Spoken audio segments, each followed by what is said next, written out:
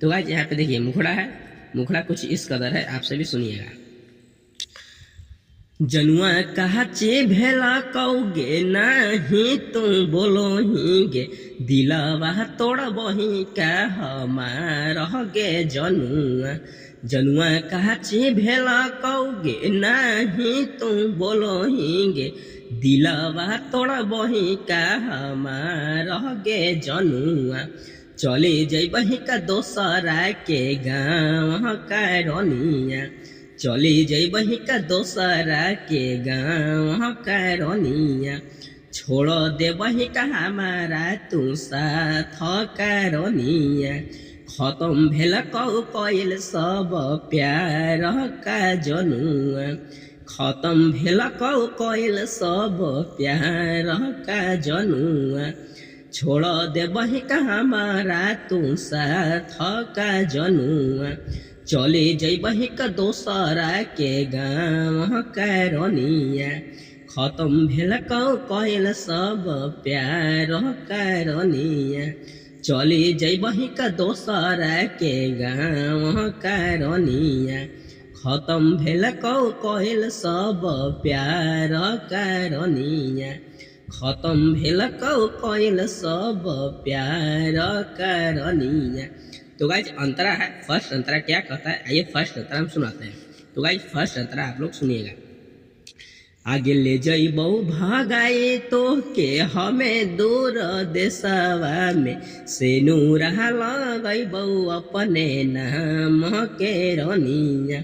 आगे ले जइबौ भगाए तो के हमें दूर देशवा में, से नूरा लगैबौ अपने नाम के रनिया।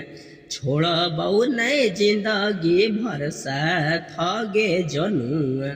छोड़बौ नहीं जिंदगी भर साथ गे जनुआ। आगे ले जइबौ भगाए तो के हमें दूर शहरे में, आगे ले जइबौ भगाए तो के हमें दूर शहरे में, से नूरा लगैबौ अपने नाम के रनिया। से नूरा लगैबौ अपने नाम के रनिया। चली जइबही का दोसरा के गाँव का जनुआ। चली जइबही का दोसरा के गाँव का जनुआ। खत्म भेल कइल सब प्यार का रनिया। चली जइबही का दोसरा के गाँव का जनुआ। खत्म भेल कइल सब प्यार का रनिया। खत्म भेल कइल सब प्यार का रनिया। तो गाइस चलिए अब जो है कि सेकेंड मुखड़ा सुनाते हैं। जी हाँ गाइस, इस पेज पे लिखे हुए हैं, देखिए गाइस ये सेकेंड मुखड़ा है, और जो है सेकेंड मुखड़ा और लास्ट मुखड़ा हम सुनाते हैं।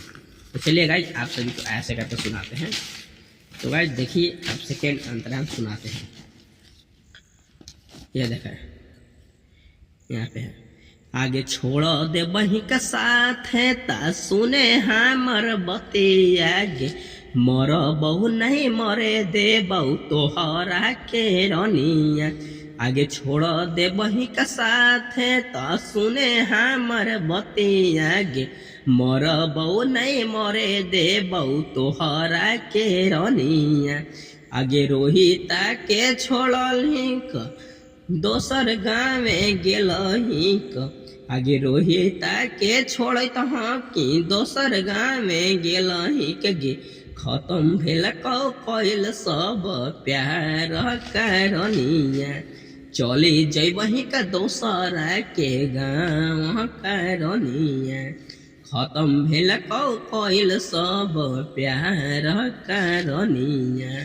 चली जइबही का दोसरा के गाँव का रनिया।